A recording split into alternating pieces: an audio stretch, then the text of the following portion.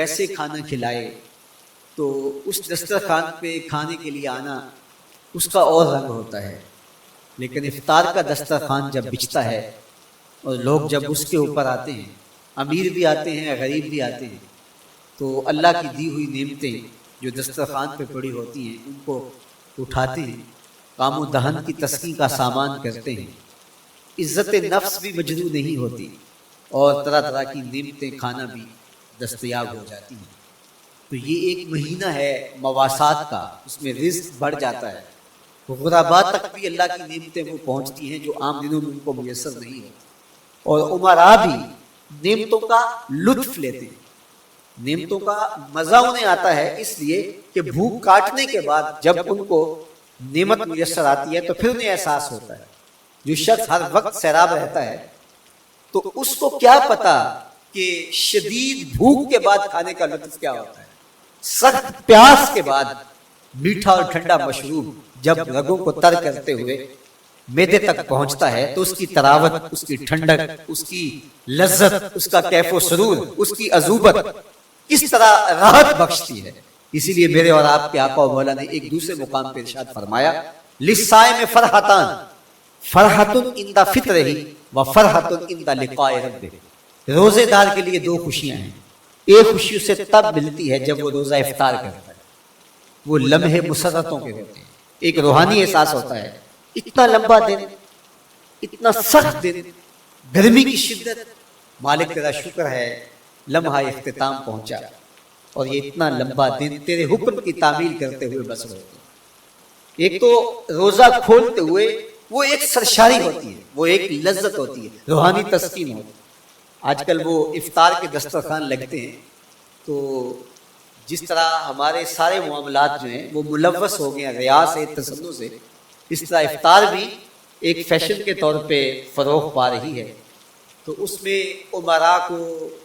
اور شخصیات کو بلایا جاتا ہے، اور ایسے لوگ کثرت کے ساتھ ہوتے ہیں جن کا روزہ بھی نہیں ہوتا، تو پھر ظاہر ہے رسمن تو اتنی دیر تک وہ کچھ نہیں اٹھا سکتے جب تک اذان کی آواز نہیں آتی، افطار کے لمحے نہیں آتے۔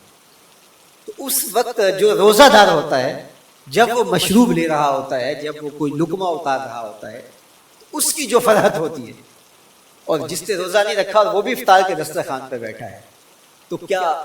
اس کو کوئی روحانی حظ، کوئی سرور، افطار کے لمحوں کا کوئی لطف مل سکتا ہے؟ وہ بیچارہ کتنا بے چین ہوتا ہوگا کہ یہ شخص ہے کمزور ہے، سارا دن مزدوری کر کے آیا ہے، اور اس کا بھی تو سارا دن گزر گیا بھوک اور پیاس سے، اور میں صحت مند ہوں اور سارا دن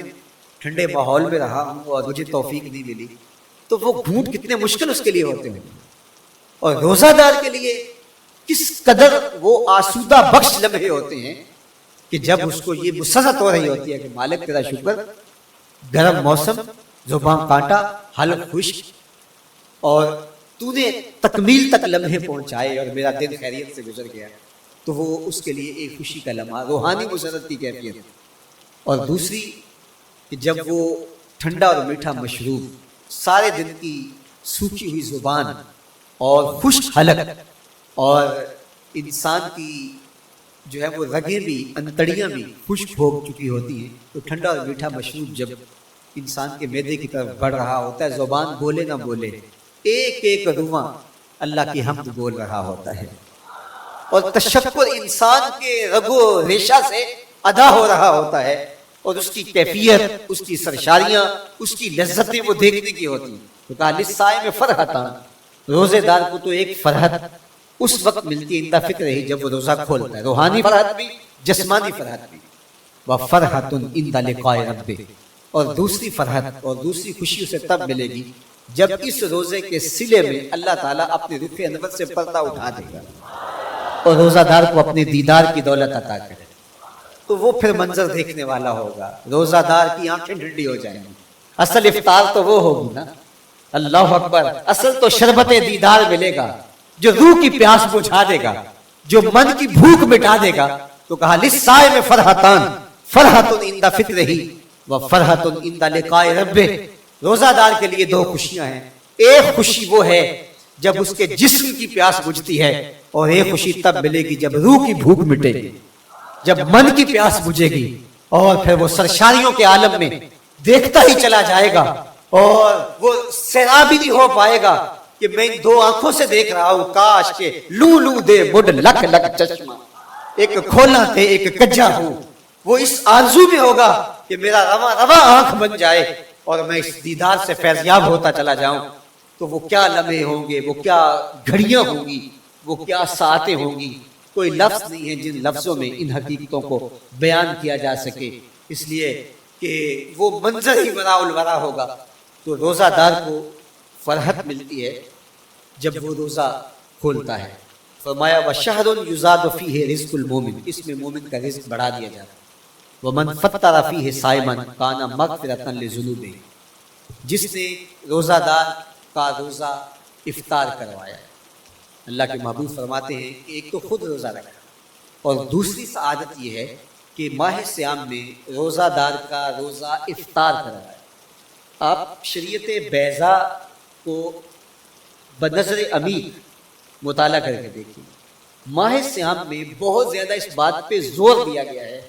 کہ روزہ افطار کروائے۔ اپنے گھر میں بیٹھ کر کے روزہ افطار کر لینا یہ بھی سعادت مندی ہے، روزہ نصیب ہو جائے، لیکن اس بات پہ بہت زور دیا گیا ہے ماہ صیام میں کہ ایک ماحول پیدا ہو، لوگوں کو افطار کروائے تاکہ تمام لوگوں تک اللہ تعالیٰ کی نعمتیں پہنچیں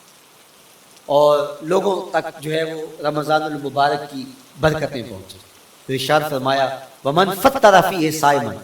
جس نے روزے دار کا روزہ افطار کروایا، کَانَ مَغْفِرَةً لِذُنُوبِهِ، تو وہ افطار کروانے والوں کے گناہوں کی بخشش کا ذریعہ بن جائے گا۔ یہ افطاری گناہوں کی مغفرت کا سبب بن جائے گی۔ وَإِتْقَ رَقْبَتِهِ مِنَ النَّارِ، اور آتش دوزخ سے گردن کی آزادی کا مجدہ جاں فضا بن جائے گا یہ امر کہ اس نے کسی کا روزہ افطار کروایا۔ وَقَانَ لَهُ مِثْلُ أَجْرِهِ مِنْ غَيْرِ أَنْ يَنْقُصَ مِنْ أَجْرِهِ شَيْءٌ، اور روزہ افطار کروانے والے کو روزہ رکھنے والے جتنا اجر ہی دیا جائے، لیکن روزہ رکھنے والے کے اجر میں بھی کوئی کمی نہیں واقع ہو۔ جتنا اس نے سارے دن کی بھوک اور پیاس کاٹ کر کے تکلیف اٹھا کر کے روزہ رکھا، جس نے شام کو اس کو افطار کر دیا اتنا ہی ثواب اس کو عطا کر، اس کا اجر کم کیے بغیر۔ اللہ اکبر، یہ امت کے لیے اللہ نے کیا پیکج دیا ہے، کیا کرم نوازیاں ہیں اس امت کے لیے۔ آقا کریم نے ارشاد فرمایا ایک شخص صبح سے لے کے ظہر تک مزدوری کرتا ہے، اس کو ایک کی رات دیا جاتا ہے، اور ایک شخص ظہر سے لے کر عصر تک مزدوری کرتا ہے، اس کو بھی ایک کی رات دیا جاتا ہے، اور ایک عصر سے لے کر مغرب تک مزدوری کرتا ہے، اس کو 2 کی رات دیے جاتے ہیں۔ فرمایا پہلی مثال یہود کی ہے، دوسری مثال نصارہ کی ہے، اور تیسری مثال میری امت کی ہے۔ یہودیوں نے اور عیسائیوں نے اس پہ اعتراض کیا کہ ہمارا اجر کیوں تھوڑا ہے، تو میرے اور آپ کے آقا و مولا نے فرمایا تمہارا تھوڑا نہیں، ہمارا زیادہ۔ آج کل اگر 1000 روپیہ مزدوری چلتی ہو مزدور کی، تو کوئی شخص صبح سے شام تک ایک شخص سے مزدوری کروائے اور 1000 روپیہ دے دے، اور دوپہر کو اڈے سے جا کے ایک مزدور اور لے آئے، شام کو اس کو بھی 1000 روپیہ دے، اور ایک شخص کو عصر کے وقت لائے اس کو 2000 روپیہ دے دے، تو 1000 والا کہے کہ میرے سے زیادتی ہوئی ہے، تو اس سے زیادتی تو نہیں ہوئی، اسے تو پوری مزدوری دی گئی، اب اس پہ مہربانی ہوئی ہے، اس پہ رحمت ہوئی ہے۔ تو کہا یہود اور نصارہ کی یہ مثال ہے، ایک صبح سے ظہر تک مزدوری کرے اس کو 1 کی رات، ایک ظہر سے عصر تک مزدوری کرے اس کو بھی 1 کی رات، اور تیسرا بہت تھوڑا وقت عصر سے مغرب تک مزدوری کرے اس کو 2 کی رات۔ کہا یہ امت محمدیہ اللہ صاحب الصلوات کو دیا گیا نور ہے۔ تو ایک شخص نے سویر سے لے کر شام تک روزہ رکھا، بھوک کاٹی، پیاس کاٹی، سخت شدت کی گرمی سہی، اور ایک شخص نے شام کے وقت اس کو روزہ افطار کروایا۔ اور سنو حضور علیہ السلام کا فرمان، جب حضور نے فرمایا کہ اس کو پورا اجر ملے گا پہلے کے اجر کو کم کیے بغیر، تو صحابہ کا تو دل تڑپنے لگا کہ یہ کتنی بڑی بات ہے۔ اب آپ جانتے ہیں کہ یہ زمانہ ایسی معاشی خوشحالیوں کا نہیں تھا، لوگوں کے پاس تو نان شبینہ بھی میسر نہیں ہوتا تھا، تو صحابہ نے جو سوال کیا، قالوا یا رسول اللہ صلی اللہ علیہ وسلم، انہوں نے کہا اے اللہ کے پیارے رسول صلی اللہ علیہ وسلم، لیسا کلنا یجد ما یفطر الصائم، ہم میں سے تو ہر بندہ یہ طاقت نہیں رکھتا کہ روزہ دار کو روزہ افطار کرے، تو یہ اتنی بڑی سعادت، تو یہ تو پھر اہل زر ہی